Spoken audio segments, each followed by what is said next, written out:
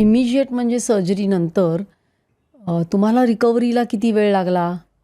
म्हणजे 23 तारखेला माझी सर्जरी झाली आणि 23 ते 31 मी ICUमध्ये होते. म्हणजे त्यांची रिनल ट्रान्सप्लांटची ICUच वेगळी आहे, तिथे मी होते. आणि 31 तारखेला मला डिस्चार्ज दिला. त्या आणि ICUमध्ये काय काय असतं? ICUमध्ये एकदम छान ICU आहे. म्हणजे मला तिथे मी एकटीच होते, कुणीच नव्हतं माझ्याबरोबर ती. पण मला असं कधीही वाटलं नाही की आपण इथे एकटे आहोत, कारण इतकी छान काळजी घेत होते तिथले लोक सगळी माझी. कायम कोणीतरी सिस्टर किंवा ब्रदर कोणीतरी असायचंच तिथे. आणि व्यवस्थित जेवण खाण 4 वेळा सगळं मिळत होतं, उत्तम तऱ्हेने डॉक्टर्स बघत होते. त्यामुळे मी पटापट रिकवर झाले 7 दिवसात. आणि 31 तारखेला त्यांनी मला सांगितलं की तुला काही इथे रूममध्ये शिफ्ट व्हायची गरज नाही, तू उत्तमेच घरीच जा डायरेक्ट. त्यामुळे मी डायरेक्ट ठाण्यातच आले तेव्हा. पण तेव्हा मास्क वगैरे होता, आयसोलेशन असणार ना? हो, म्हणजे तेव्हा हे होती मला की रिस्ट्रिक्शन्स होती काही, की उदाहरणार्थ प्रत्येक गोष्ट जेव्हा मी खायला वापरायची असेल तेव्हा ती उकळत्या पाण्यातनं काढून घ्यायची, किंवा bedsheets every day you have to change, किंवा तुम्ही कपडे साधारणतः धुतल्यानंतर इस्त्री करून घाला, जेणेकरून कमीत कमी जर्म्सचा कॉन्टॅक्ट येईल तुमचा. कारण मला हेवी इम्युनोसप्रेसंट्स चालू होते सुरुवातीला, तर त्यामुळे इम्युनिटी इतकी लो होती की कुठलंही इन्फेक्शन पटकन होऊ शकलं असतं. आणि ते टाळायला पाहिजे, कारण ते इन्फेक्शन झालं की ते त्यातून रिकवर होण्यासाठी अँटीबायोटिक्स घ्यायला पाहिजे. मग ते सगळं अशी सायकल सुरू होते. म्हणून एवढंच त्यांनी मला सांगितलं होतं की फक्त काळजी घ्यायची की तुला इन्फेक्शन होणार नाही अजिबात. पण आयसोलेशन मध्ये नाही, मी घरीच राहत होते पूर्णपणे. अर्थात माझी एक खोली त्यांनी वेगळी दिली होती माझ्या वहिनींनी. बाकीचे लोक ये जा करतात त्या खोली? ये जा करत होते, पण मी मास्क लावायचे तेव्हा मात्र. म्हणजे सुरुवातीला 6 महिने तर मी खूप स्ट्रिक्टली मास्क वापरला सगळीकडेच. आणि फक्त लेक्चर देताना काढायचं, कारण मी लेक्चर 3 महिन्यात मी काम सुरू केलं होतं, त्यामुळे तेवढं फक्त मी काढत असे. पण अदरवाईज मी पूर्ण मास्क वापरला, काहीच नाही मला त्रास झाला. म्हणजे माझी रिकव्हरी खूप फास्ट होत गेली. आणि रेग्युलर चेकअप करायचो, रेग्युलर ब्लड टेस्ट करायचो. आणि मग हळूहळू माझं इम्युनोसप्रेसंट कमी पण व्हायला लागलं. म्हणजे सुरुवातीला खूप जास्ती डोस होता, आता 10 वर्षांनी तर तो अगदी मिनिमम आहे. म्हणजे डॉक्टर म्हणतात की आता याच्या पुढे कमी नाही करता येणार, हा एवढा आपल्याला ठेवावाच लागेल. पण इम्युनोसप्रेसंट असल्यामुळे इन्फेक्शन होणार नाही ही काळजी सतत घ्यावी लागते. त्यामुळे पहिलं 1 वर्ष कुठलंही सिनेमा नाही, नाटक नाही, कुठलंही लग्नाचं रिसेप्शन, गर्दीत जायचं नाही. म्हणजे अजून सुद्धा मी नाही जात. म्हणजे मला जर असं वाटलं की या फंक्शनला खूप गर्दी होणार आहे तर मी जात नाही, कारण तिथे कुणाला काही सर्दी असेल, पडसं असेल तरी आपल्याला कळत नाही आणि मला पटकन इन्फेक्शन होऊ शकतं. त्यामुळे मी टाळतेच, जायचं नाही. कामानिमित्त डिसिप्लिन फार महत्त्वाचं. आणि ती ट्रेन मायक्रोबायोलॉजिस्ट आहे आधी, त्यामुळे तिला थोडंसं माहिती आहे. फक्त प्रश्न सुरुवातीला असं मला वाटायचं की आपण बाहेर कामाला मला जावं लागतं कधी कधी, दिल्लीला म्हणा किंवा दुसऱ्या वेगवेगळ्या ठिकाणी, तर तिथे आपण कसं करणार. पण मग मी शोधून काढलं की आपण काय करायचं की तिथे गेल्यानंतर हॉटेलमध्ये सोय चांगली असते, तर तुम्ही, आणि सगळ्या हॉटेल्समध्ये आता केटल्स असतात, तर ते बिस्लेरी घ्यायचं, त्या केटलमध्ये बॉईल करायचं, ते पाणी प्यायचं, बाकी पाणी प्यायचं नाही कुठे.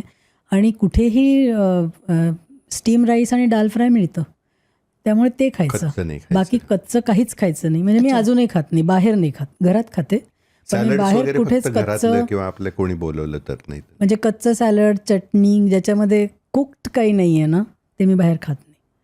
त्यामुळे माझं उत्तम चाललेलं आहे. मला काही सध्या काय डाएट आहे तुमचं? काहीच नाही, मला रिस्ट्रिक्शन काहीच नाही आहे. त्यामुळे घरात तर मी सगळं खाते, हॉटेलचं नाही खायचं. बाहेर गेले ना तर मी कुक्ड फूड खाते.